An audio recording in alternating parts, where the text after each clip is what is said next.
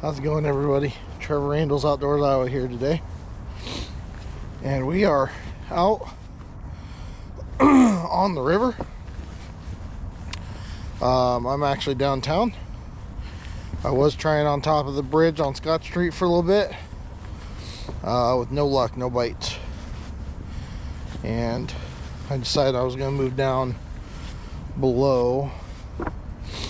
I'm not sure if we're able to fish down here right now or not, because they got it all closed off for all the river construction they're doing. But we're gonna try until somebody says to get out. Anyways, but I don't have a lot of battery, so I'm gonna conserve battery as much as possible. I will bring you guys in if I get a bite and get something hooked up, but we will see if luck is on my side today. About 30 degrees this morning, so a little bit chilly, but that's all right because I'm geared up, and we're gonna see if we can get into some fish, you guys. All right, let's get after it. Well, I'm hooked up something big, but it could be foul hooked. I don't know. We're gonna find out.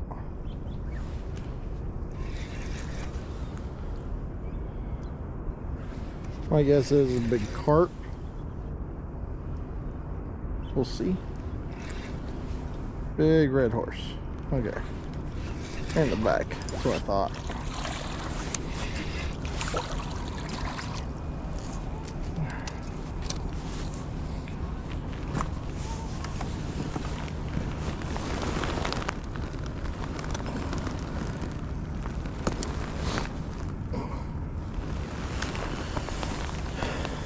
All right, guys, first fish of the day with a big old red horse. Look at that. Whee! Not what I'm after. It's all right. It felt good to have a fish on the line, though. Oh. But usually when you find those, there's walleye around too.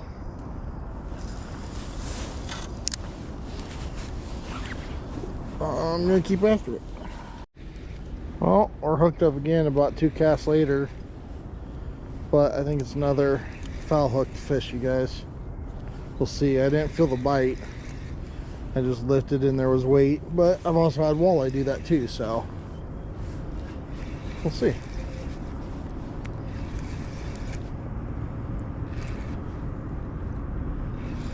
I'm not feeling head shakes.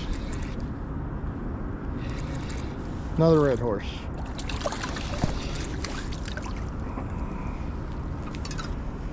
All right. Well, maybe it's a red horse kind of day. There's another one.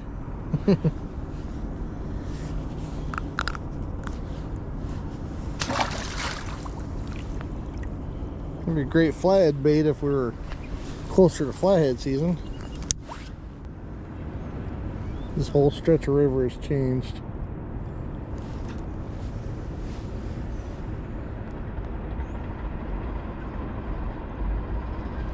And here comes all the machinery.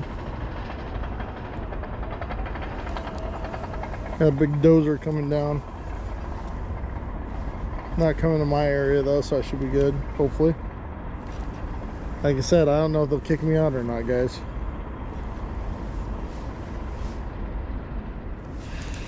Might not be a lot of fish down here.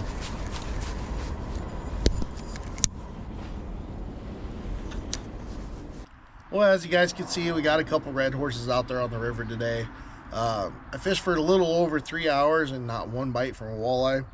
Definitely nice to be able to check out the new structure that they have there, which isn't very much. A lot of sand has washed down from Scott Street and filled in a lot of the channel, and the rocks have changed. Everything has changed down on that stretch of river. So definitely going to take some getting used to, and we'll get those walleye figured out here soon, hopefully. But in the meantime, I will be going and trying a few other different spots. And I thought it'd be nice to put together a video for you guys that would help maybe some of you new guys that are looking to get into spring walleye fishing and looking for a different style of tactic, maybe, possibly. So I want to share with you guys what I use in my gear and why. So hopefully you guys enjoy this. We're going to go ahead and get started with your rods, you guys. So now when I'm walleye fishing, especially on the river, I like to use a fairly decent length rod. I like to at least 7 foot long, and I go for a medium to a medium light rod. And what that does, that helps me be able to whip it out there. It gives me enough backbone that I can get a good hook set. It works really nice. I've had really good luck with it. Definitely look for an extra fast tip. And another big plus, if you guys can, find a rod with an open reel seat. They're making a lot of them now. I like to be able to, when I'm fishing, I'll make sure I have my thumb or my fingers also on the rod blank, and that way you can even test your rod and you'll feel every little tick through that blank. Whenever it hits a rock, whenever it hits bottom, whenever a walleye strikes it, you'll be able to feel it. So this right here was a 7 foot medium with an extra fast tip. I use this a lot and I really enjoy this rod. Now we'll come back to that here in a second. Now for this rod, I started using this last year and I really enjoyed it because I was set this up for longer casting, because a lot of the fish were pulled up in an area where nobody could get to because they couldn't cast far enough. So I switched to a 7'6" medium with an extra fast tip. So that longer rod really helped casting. Now the other thing I did is I played around with a lot of different braids, you guys, and I started using NanoFill. And this is 6-pound NanoFill. And it's definitely a different line. Knot strength isn't very tough, I feel like. I did lose some fish last year because of the knots. But overall, the fish that I did get with this rod was because I was able to cast 20, 30 yards past where most everybody else was. And a lot of the good benefits about the NanoFill or braids is they like to cut the wind better. So if it's a windy condition day, definitely be looking into using some braid. When I'm out walleye fishing, I try to have both. So on one rod, I'll go out and I'll have set up with a monofilament line. I like to run 6-pound Mr. Crappie. I've tried a lot of different monos, and Mr. Crappie just seems to be the best one that I've had the best luck with. Use what you're confident in.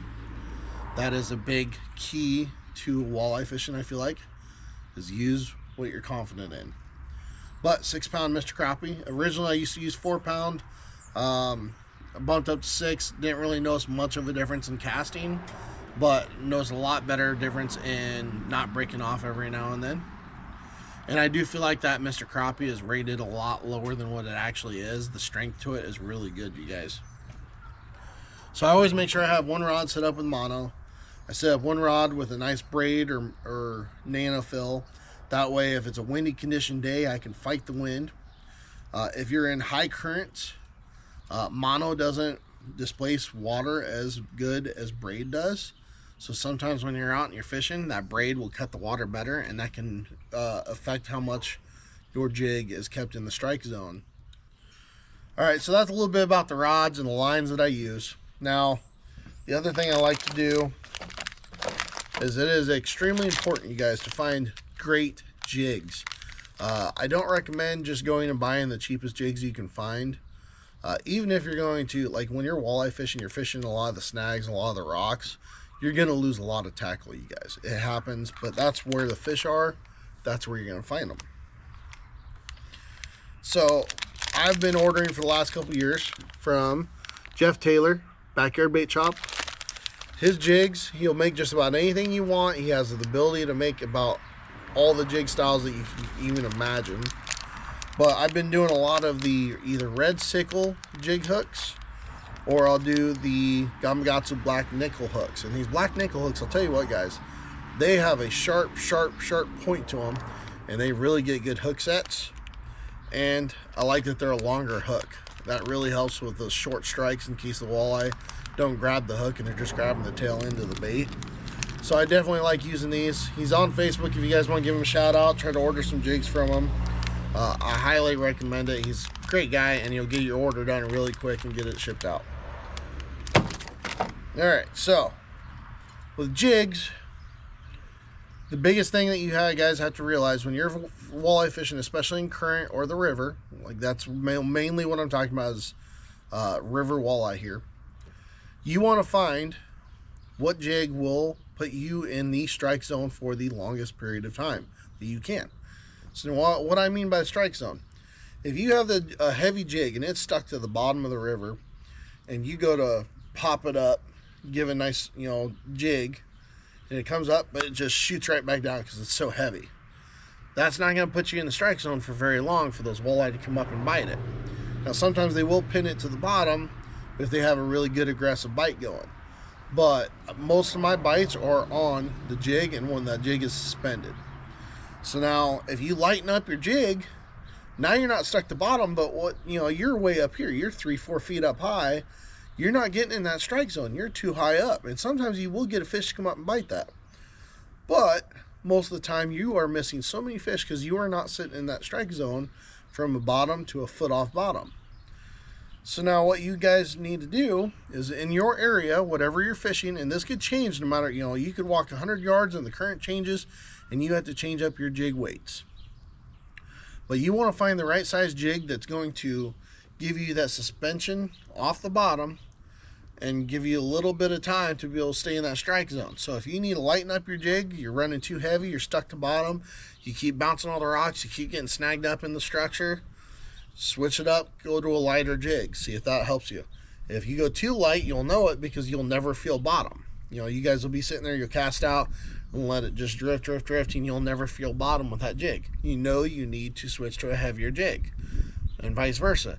If you're dragging bottom so much and you're getting snagged up on every rock, you're getting frustrated, because trust me, it's going to happen. You're going to figure that out. You're getting frustrated because you're snagging up so much. Well, you need to go to a little bit lighter of a jig because you need it to not drag bottom as much. So now that's what I have to do with jig heads. And like I said, I like to use a lot of plastics for my spring walleye fishing. You can throw a minnow on a jig head. You can throw a Lindy rig out with a minnow. You can use live bait, and it's very productive, you guys. But majority of my fishing, I love to use soft plastics. That's my favorite way to target walleye. So now there's multiple different styles of soft plastics though. Now I like to use a lot of swim bait paddle tails. There's a lot of movement with the tails. You've got pulsars. They have a lot of water displacement and they really swim good with a little bit of current, a little bit of water.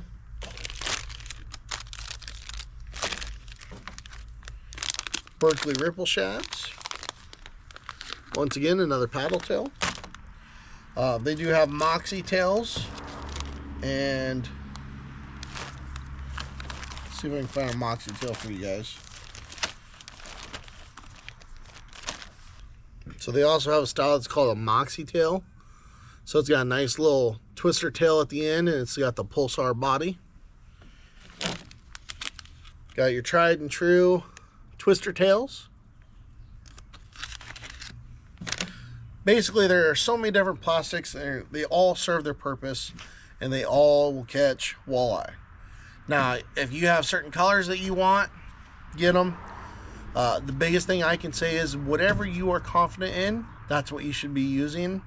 And if you have a feeling that, I need to change it up a little bit, go ahead and try something different every now and then. But always keep those confident baits with you, because I'll tell you what, the more confident you are in what you're fishing with, the more chances you're going to hook up. So now, with these soft plastics, there are differences, and they will help you with staying in that strike zone. Now, what do I mean by that? A twister tail, a lot smaller body, very little tail. You throw this on a jig head, there's a lot less water displacement with this. It cuts through the water easier. There's not much holding it back. There's not as much resistance in the water. So now say you're using a jig head that is too light almost, or just a little bit, but not, if you jump up to a little bit heavier of a jig, then you're stuck to bottom too much. Run a twister tail on that light jig head. That will help you cut through the water, and it will bring you down, put you in that strike zone, and get you better bites. Now on the opposite end of that, if you're running a little bit heavy of a jig head, but if you switch to a lighter jig head, and it's just not quite working, it's not keeping you in that strike zone like you feel like you should be, You can throw on, say, a paddle tail, or that's what I really like these pulsars for. If you guys can see that, all these ribs and this big paddle tail has so much water displacement, so it'll actually fight that current, and it will help that heavier jig head come up and stay suspended longer to stay in that strike zone off the bottom. Another thing that's really good about these is that there's very low current, and you really just want to just slowly walk that bait across the bottom. These pulsars and Authentics plastics, they don't need very much current or fast movement to get them moving, and that tail will just get to slapping around. It's so awesome, you guys. If I had time, I'd show you guys that in the water, but I don't believe I can do that in this video. So now that can help you. So say, like I said, if you're using a lighter jig head, you can use a plastic that's going to displace less water, and that way you can get in that strike zone better and be able to catch more fish. You're in the strike zone for the longer time. You're in that strike zone just off bottom, within the bottom to about a foot high, 18 inches, around in that area. That's perfect strike zone for a river walleye. And whatever you can do to stay in that strike zone the longest puts you in a better chance of catching fish. So now a lot of it's also going to be locations, and there's different locations. Like a lot of times people chase after, in the rivers, they'll chase after like the dams, because the fish will swim upriver and they stage for spawning. And so a dam is a spot, it's a natural spot that they will stop and congregate, and that gives you a better chance of catching fish. Now you can also go out on the river and explore, and if you can find a spot that's, say, 2 to 3 feet deep with some structure, some rocks, and the right current, there's going to be walleye there, you guys. You can go out and search for them and be able to find them as well. Now another thing you can try, and I didn't mention this earlier, you can also try, these are also from Jeff Taylor at Backyard Bait Shop, some painted jig heads. Now I don't normally use them as much, but I know that they can make a difference. A lot of times walleye will hone in on certain colors, and I feel like a painted jig head might help that. I don't use them near as much, and I catch quite a few walleye normally, but I'd like to hear in the comments, you know, what do you guys think? Do you guys use painted jig heads, or do you think that they make a difference or not? Now a few other baits that you can use for spring fishing. I got hair jigs, which mimic really well a shiner minnow.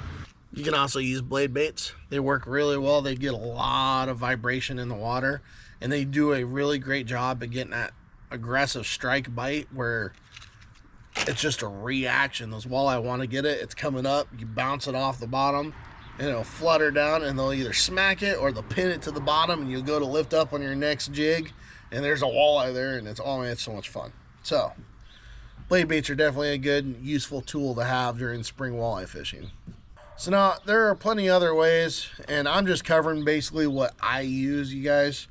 So don't hold me to it. Maybe this might help some of you, might show you something a little different, or might explain how to fish for the walleye a little differently in rivers as well for some of you guys. So I'm not saying that this is the only way to fish for walleye, you guys. This is just the main way that I like to fish for walleye. Now if I look up some different tactics on YouTube or online, or I'm watching people and I key in on different things, you know, there's different things that you can see. You know, if you're using a certain cadence, where say you're out there and I'd like to do a double pop, and then I let that jig come back down to bottom. It's sitting in that strike zone. Now sometimes the walleye, you'll find where I'll just do a slow reel, and it just keeps that bait right in that strike zone. Depending on what you use for your plastics, keeps that bait right in the strike zone, just swims it right along, and sometimes you get a bite doing that. Sometimes they just want one good hard jerk up and then let the bait drop down. You know, you got to change up your cadences every now and then as well. It's not just your baits and your plastics, it's a lot of the things that you do as well, and you have to adapt to what the walleye want. So there's not exactly a right and a wrong way to target walleye, especially in the spring and on the rivers, but this is a lot of the ways that I like to use, and I really enjoy fishing for walleye in the spring with soft plastics. It's like one of the most fun things for me to do, just having that rod in your hand, feeling the bite, and it's a drug. It really is, guys. The tug is the drug. But let me know in the comments what you guys think. Hopefully you guys enjoyed this video. I'm hoping it's out there to help some of the people that are just getting into walleye fishing. You know, it's tough, you guys. There's times you go out and you can fish for walleye for 2-3 weeks or more and not get a single bite, but then once you finally key in on it and you figure it out, it can really up your success and build your confidence. So I'm hoping that this can help you guys at some point and better your chances of catching some walleye. Don't get discouraged out there. That's a really big thing. I have to admit, you guys, there's a lot of times where I'll go out and I don't get a bite.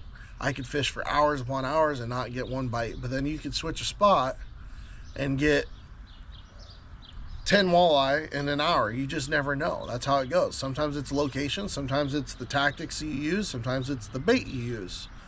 That's what for you to figure out and for you to build your confidence in. But confidence is key, you guys.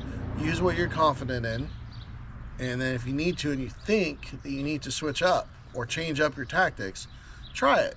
Try it for a little bit, do it for half an hour or so. If it doesn't work, go back to what you were doing.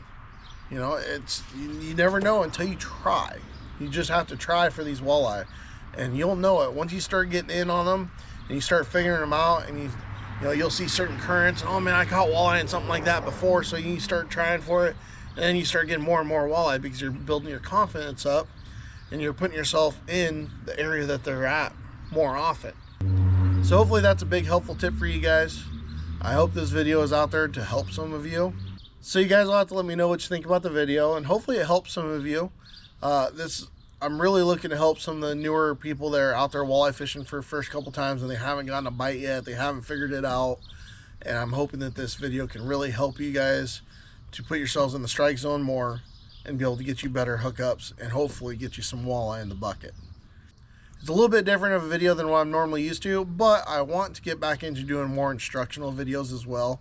I like videoing a lot of the stuff that I go out and do, and I enjoy doing that, and I love sharing it with you guys. But I also want to have some videos out there where you guys can take and use the video to go out and use it to your advantage and be able to put you guys on some fish and catch you some dinner, you know. Don't forget to give the video a like, subscribe to the channel if you haven't already, and I'll catch you guys later. Good luck out there, you guys.